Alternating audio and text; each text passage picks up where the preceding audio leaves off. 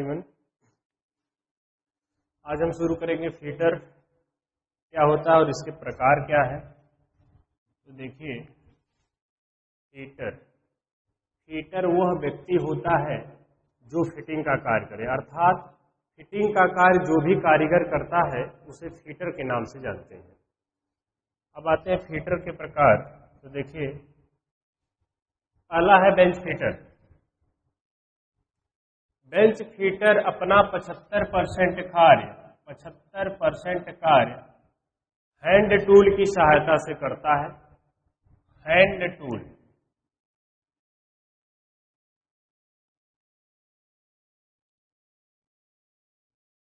और 25% कार्य मशीन से करता है।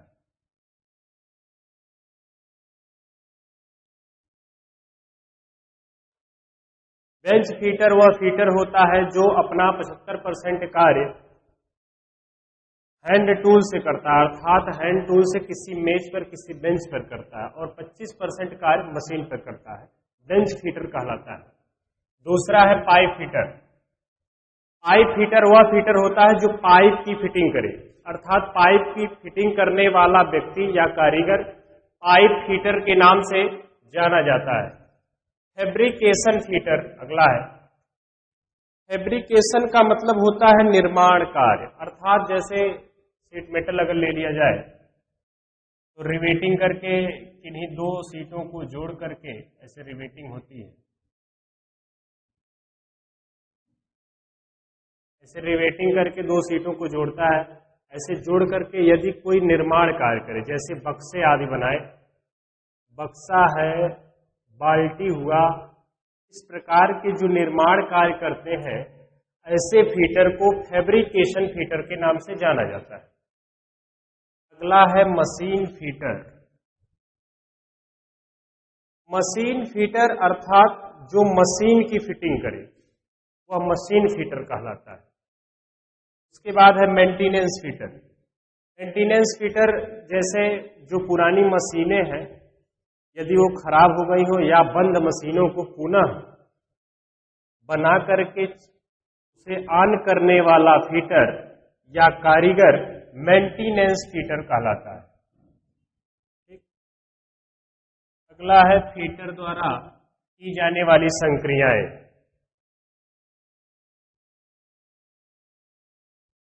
फीटर द्वारा की जाने वाली संक्रियाएं, पहला देखिए हेक्साइन है। उससे पहले एक संक्रिया है, उसका नाम है मापन या मापना। तो सर्वप्रथम फीटर जो है मापन की क्रिया करता है, मतलब किसी जाप को जो भी आकार देना है उसे मापता है। दूसरा देखिएगा हेक्साइन। किसी भी हेक्सा के द्वारा किसी भी जाप को दो अलग अलग भागों में करना या दो टुकड़ों में बांटना ही हेक्साइन कहलाता है, अर्थात हेक्सा के द्वारा काटना हेक्साइन कहलाएगा। उसके बाद है फाइलिंग।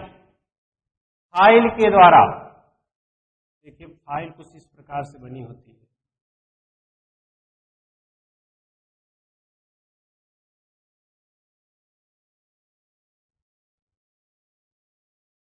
ये फाइल है, जिसमें किसी फाइल में अब जो है मैक्सिमम फाइलों में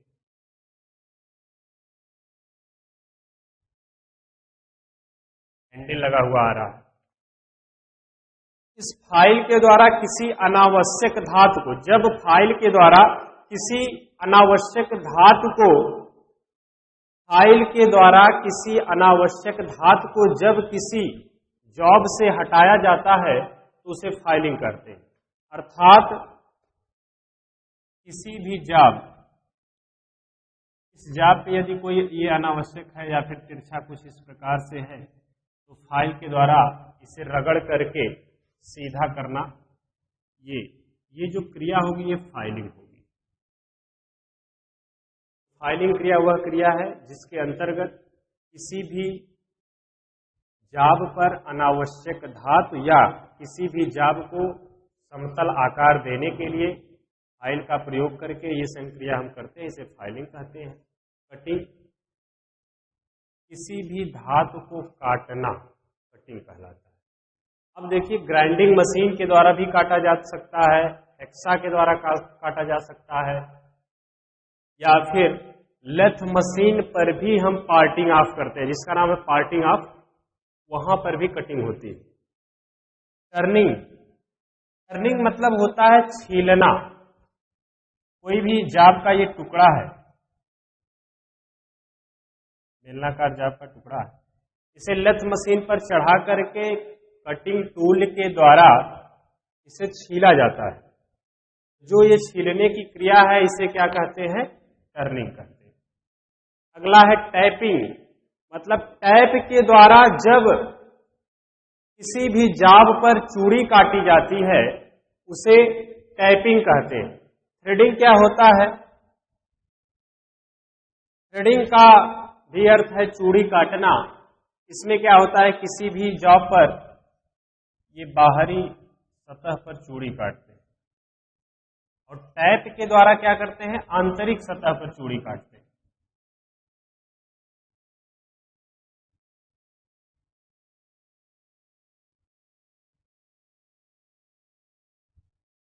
इस तरह से यदि है, आंतरिक सतह पर जब चूड़ी काटते हैं तो टैप से काटते हैं, इसे टैपिंग कहते हैं। और बाहरी सतह पर अगर काटते हैं थ्रेडिंग है। अगला है फोर्जिंग। फोर्जिंग देखिएगा,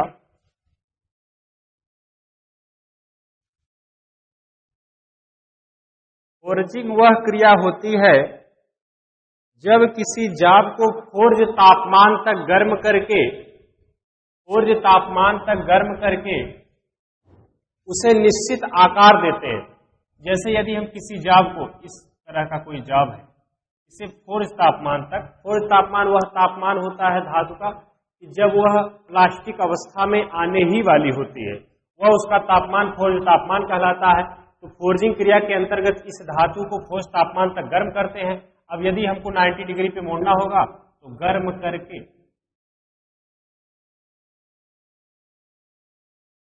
इस तरह से मोड़ देते हैं।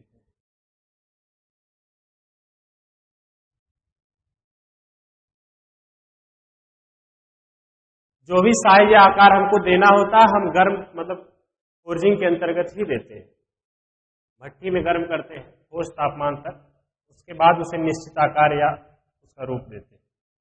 अगला देखिएगा ड्रिलिंग। किसी भी जॉब में ड्रिल द्वारा होल करना ही ड्रिलिंग कहलाता है। किसी भी जॉब में ड्रिल द्वारा होल करना ड्रिलिंग कहलाता है। इस प्रकार से कुछ ड्रिल बने होते हैं।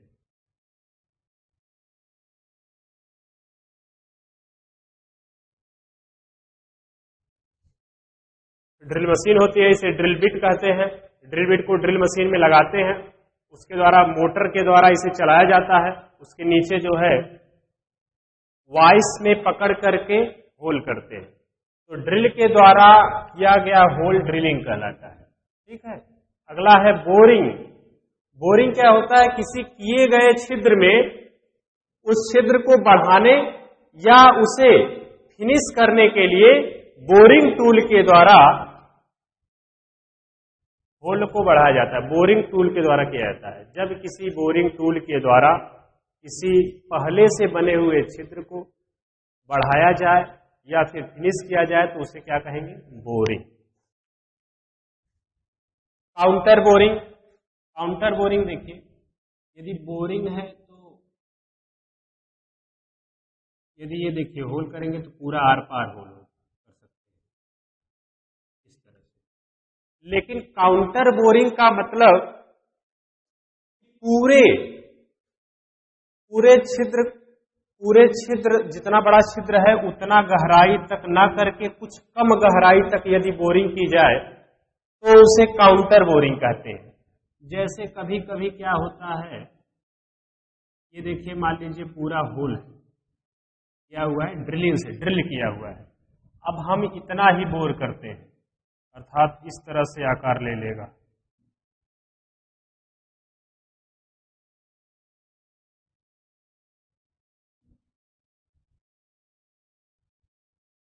यहां से होल कर देंगे तो इस तरह से कुछ मतलब कि पहले से किए गए छिद्र को यदि पूरी लंबाई में न बोरिंग करके सिर्फ उसके लंबाई से कुछ कम बोर करते हैं, तो कम बोरिंग करते हैं तो उसे काउंटर बोरिंग कहते हैं। जैसे कभी कभी क्या होता है ना, नट का जो ऊपरी सिरा होता है उसे बैठाने के लिए सिर्फ ऊपर ही करते हैं, या नट का सिरा बैठ जाएगा, इधर पेंच चली जाएगी। अगला है काउंटर सिंकिंग। काउंटर सिंकिंग देखिए,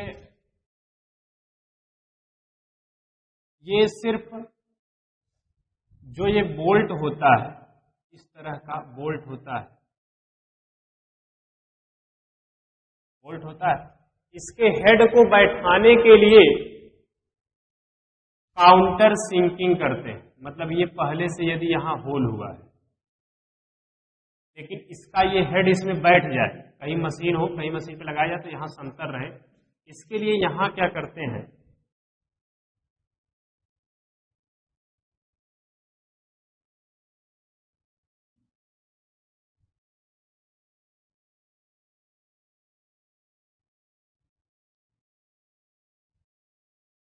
इतना सिर्फ होल कर देते हैं,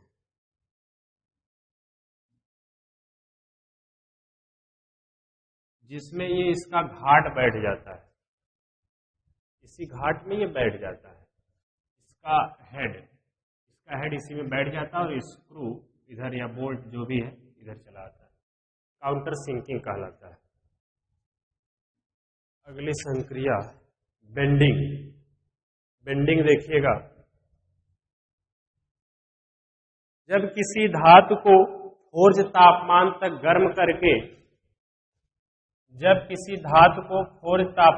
गर्म करके 90 डिग्री पर मोड़ा जाए तो इस क्रिया को बेंडिंग कहते हैं। ठीक है, तो संक्रियाएं अब समाप्त हुई, आगे देखिएगा।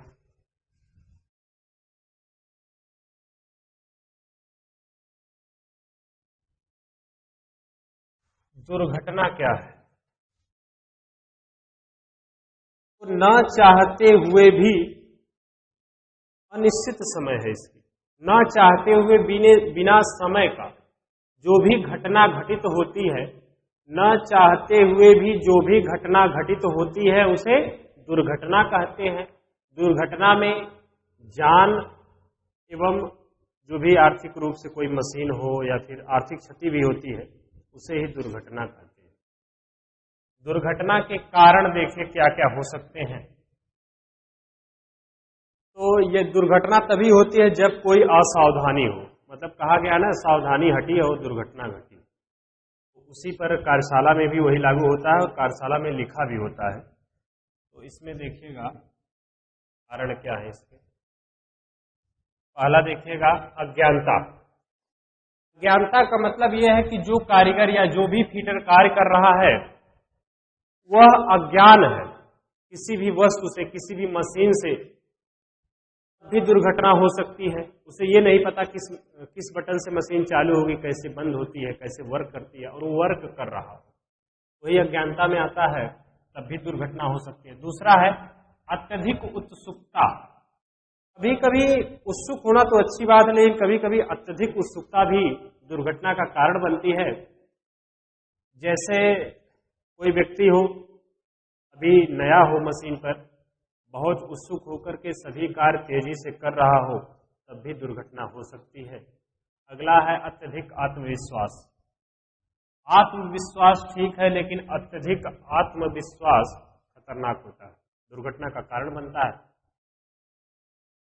अत्यधिक आत्मविश्वास के कारण भी दुर्घटना होती है। दूसरा है रुचि की कमी। अगला है रुचि, मतलब काम करने में यदि रुचि नहीं है तब भी दुर्घटना हो सकती है। हमारा अगर कोई भी फिटर हो या कारीगर हो, उसकी वो जो काम कर रहा है उसमें उसका यदि मन न हो, काम करने की इच्छा न हो, तब भी जो है दुर्घटना होती है। अगला अनुशासनहीनता।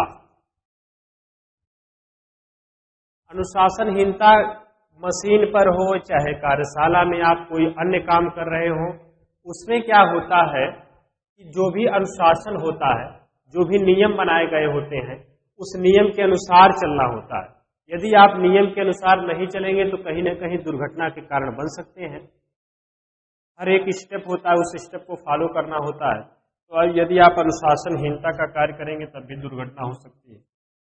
सही विधि का न चुनना, अब जो भी आप कार्य कर रहे हैं उसकी कुछ विधियां हैं, यदि उसे आप सही तरह से नहीं चुनेंगे तो भी दुर्घटना का कारण बन सकती है। अगला है औजारों का रख रखाव ठीक न होना। औजारों का रख रखाव ठीक न होना का मतलब ये है कि औजारों को सही समय पर, जैसे औजार घिस जाते हैं, उसे सही समय पर उसे कैलिब्रेशन करना होता है। कैलिब्रेशन तो इंस्ट्रूमेंटों का किया जाता है, यदि औजार है तो उसे सही तरह से किया जाए। जैसे धार लगाना हुआ, उसका कोई हत्था टूट गया हो उसे सही करना हो गया, तो इसके अंतर्गत आता है। ओवर टाइम, किसी भी व्यक्ति की एक क्षमता होती है, उस क्षमता के बाद वह व्यक्ति थक जाता है और अक्सर थकने के बाद ही दुर्घटना होती है। ओवर टाइम, ज्यादा ओवर टाइम जो व्यक्ति करता है उसके साथ भी दुर्घटना हो सकती है। और भी ऐसे कई कारण हैं जो दुर्घटना के कारण है।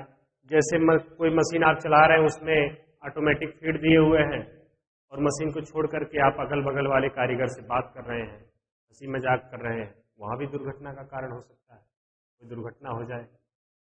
और फर्श पर तेल आदि गिराए हुए हैं, शूज आप नहीं पहनते हैं, जो फिसले ना ऐसा शूज पहना जाता है, हेलमेट नहीं लगाए हैं, अन्य कई कारण हो सकते हैं। बाद अगला देखिएगा,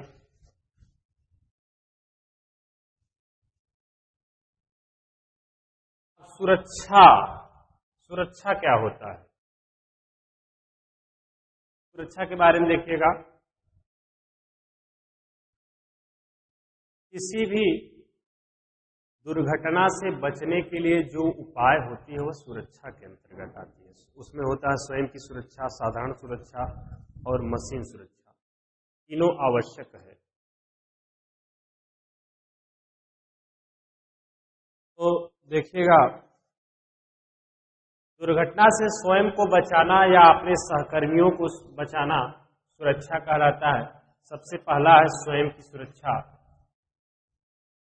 वही बात है ना, जान है तो जहान है, वही इस पे भी लागू होता है। स्वयं की सुरक्षा बहुत आवश्यक है, क्योंकि यदि कारीगर ही सुरक्षित नहीं है तो ना ही तो अच्छे प्रोडक्शन हो सकते हैं, ना ही किसी भी कंपनी या किसी भी वर्कशॉप का ग्रोथ हो सकता है, ना ही कुछ नया आप सीख सकते हैं।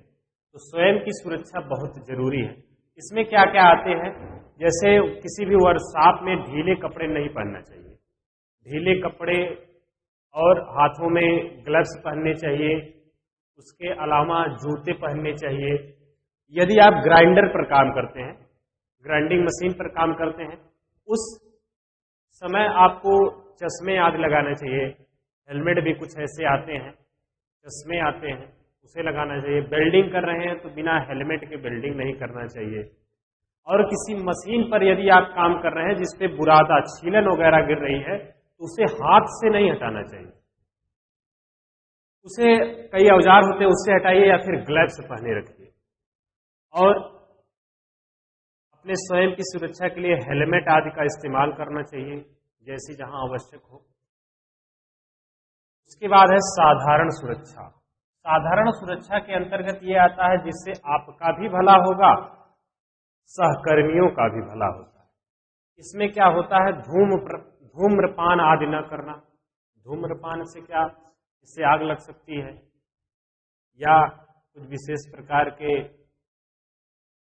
रासायनिक उसमें कंपनी, किसी कंपनी में होते हैं, उससे भी दिक्कत आ सकती है।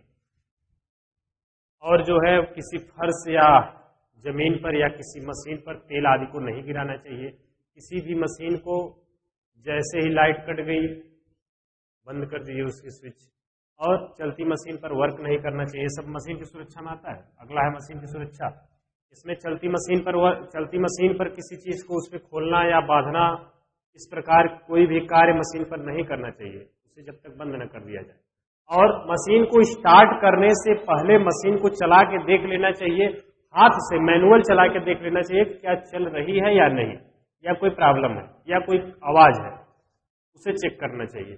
और जिस मशीन के बारे में हमें जो है जानकारी ना हो, उस मशीन को छूना नहीं चाहिए, अनावश्यक उस पर जो है बटन वगैरह ना दबाना चाहिए। ये सब मशीन की सुरक्षा के अंतर्गत आ गया। और समय समय पर मशीन का सर्विसिंग आदि करना चाहिए, उसे चेक करते रहना चाहिए। अगला है सुरक्षा चिन्ह। देखिए कुछ सुरक्षा चिन्ह होते हैं। देखिए फीटर थ्योरी जो है अगले क्लास से चलेगी, इसमें कुछ सुरक्षा है, सावधानियां हैं, फीटर क्या होता है इसके बारे में बताया जा रहा है। सुरक्षा चिन्ह देखिएगा, सुरक्षा चिन्ह 4 प्रकार के दिए जाते हैं। पहला है देखिए निषेधात्मक। निषेधात्मक चिन्ह वे चिन्ह होते हैं जिससे आपको रोका जाता है, सतर्क किया जाता है, ये काम आपको नहीं करना है, उस पर रोक होती है, वह निषेधात्मक होता है। इसकी क्या पहचान है? ये जो है कई प्रतीक चिन्ह बने होते हैं। निषेधात्मक चिन्ह में गोल आकार का, इस तरह का गोल आकार में एक क्रॉस बना होगा। जो क्रॉस बना होता है वह रेड कलर का होता है, रेड कलर से क्रॉस ऐसे बना होगा। और जो ये बॉर्डर होगा, ये बॉर्डर काले रंग का होता है। और जो ये पृष्ठभूमि है, बैकग्राउंड इसका, ये सफेद कलर से होता है। अभी हम आपको दिखाते हैं। आदेशात्मक चिन्ह, इसमें आपको आदेश दिए जाते हैं। इसमें क्या होता है, जैसे आप हेलमेट पहनिए, जूते पहनिए, ग्लव्स पहनिए, ये एक आदेश है। इसको क्या करते हैं, जो बना होता है वो सफेद कलर का, जो भी आदेशात्मक चिन्ह होता है वो सफेद कलर का बना होता है अंदर, और नीले कलर की पृष्ठभूमि होती है। नीले कलर की पृष्ठभूमि होती है, मतलब बैकग्राउंड, ये जो खाली स्थान है सब नीले कलर का होता है। और उसके बाद अगला देखिएगा सूचनात्मक। ये जो प्रतीक चिन्ह होते हैं, इसमें ये जो सुरक्षा के चिन्ह या प्रतीक चिन्ह होते हैं, इसमें क्या होता है, आपको सूचना दी जाती है। सूचना का मतलब लाइब्रेरी जैसे है या कहीं भी मेडिसिन है तो मेडिसिन वगैरह के लिए सिंबल बना दिया जाए कि ये मेडिसिन क्षेत्र है, कार्यशाला क्षेत्र है। या फिर जहां कभी कभी बड़ी बड़ी कंपनियों में देखे होंगे सबका अलग अलग होता है, असेंबली क्षेत्र अलग होगा, जहां प्रोडक्शन डाई कास्टिंग वगैरह होता है वो अलग होता है, इस प्रकार से होता है। तो सूचना, जैसे देखिए सूचना में क्या होता है, सफेद कलर से बना होता है और हरे रंग का बैकग्राउंड होता है, हरे कलर का बैकग्राउंड होता है पीछे का। चेतावनी चिन्ह में देखिएगा, चेतावनी आपको दी जाती है कि ये आप ना करें, ये कार्य नहीं करना है, इस तरह से। इसमें क्या होता है, देखिए पीले रंग का बैकग्राउंड होता है, काले से ये त्रिकोण में बना होता है, त्रिकोण में बना होता है। ये सबसे बड़ी पहचान इसकी है, काले कलर से। और जो है इसके अंदर ये बना होता है, इसका हम फिगर आपको दिखा रहे हैं। एक मिनट, फिगर प्रोजेक्ट करें।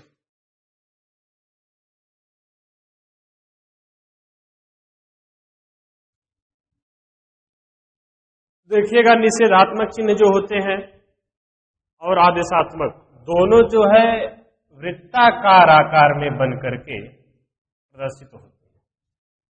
इसमें बता ही दिया गया, जो क्रॉस लगा होगा वो लाल कलर से होगा, इसके बैकग्राउंड जो होंगे सफेद होंगे और काले कलर से इसका बॉर्डर होगा। इसके अलावा जो आदेशात्मक चिन्ह है उसमें क्या होता है, ये सफेद कलर से ये बना होता है और सफेद से ही बॉर्डर भी है और नीला जो है बैकग्राउंड होता है। सूचनात्मक में इसमें सफेद कलर से सिंबल बना होता है बीच में और हरा कलर जो है इसका बैकग्राउंड होता है। चेतावनी में देखिएगा, कोई चेतावनी दी जाती है, जैसे फायर, यहाँ आग लग सकती है या कुछ ऐसा, जो भी चेतावनी होती है उसमें दिया जाता है। ये भी जो बना होता है ये भी काला होता है और ये बॉर्डर दोनों काला होता है, पीले कलर का बैकग्राउंड होता है। ये तो कन्फर्म है, ये वर्गाकार होता है, तुरंत पता चल जाएगा सूचना है। चेतावनी त्रिभुज होता है, ये भी पता चली जाएगा। ये दोनों में अंतर देखिएगा, इसमें रेड से क्रॉस होगा, तुरंत आप समझ जाएंगे निषेधात्मक है। इसके कुछ देख लीजिएगा उदाहरण। देखिए निषेधात्मक के बने हुए हैं। स्मोकिंग, ये देखिए नो स्मोकिंग का है, ये लेकिन रेड कलर से होगा, ये जो होगा ये रेड से होगा, ठीक है। अब देखिए ये इस पे दौड़ना नहीं आपको है, इस टाइप का दिया हुआ है, ये do not explode with water, मतलब किसी भी यदि फायर हो, कहीं आग लग गई हो, उसमें आपको पानी नहीं फेंकना है, ये भी देखिए निषेधात्मक है। अब देखिएगा दूसरा, देखिए